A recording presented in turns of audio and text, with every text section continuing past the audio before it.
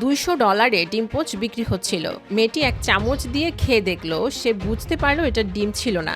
যখন জ্যাক এটা খেয়ে দেখলো তখন সে বুঝলো এটা আমের রস আর ঠান্ডা নারিকেলের দুধ দিয়ে তৈরি একটি ডিশ ছিল। পরের ডিশ আরো আজব ছিল, এটা ছিল একটা পটেড প্ল্যান্ট। তখন রেস্টুরেন্টের ম্যানেজার এসে বলল এটা কাঁচা সবজির সালাদ আর এখানে থাকা সবকিছু খাওয়ার যোগ্য। তার কথায় অনেক অবজ্ঞা আর ইগো ছিল।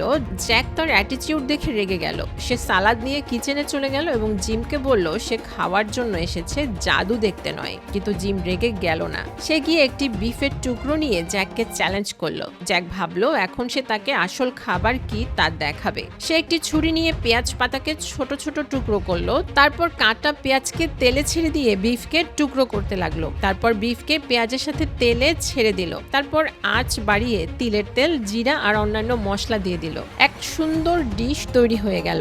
জ্যাক আসলেই রান্নায় ভালো ছিল, কিন্তু জিমের জন্য এটা বিশেষ কিছু ছিল না। এবার জিম একটি মিটের টুকরো নিয়ে তাতে পারফেক্ট তাপ দিয়ে মিডিয়াম রেয়ার করে কুক করে নিল আর পারফেক্টলি কেটে সবুজ পাতার মধ্যে সাজিয়ে দিল।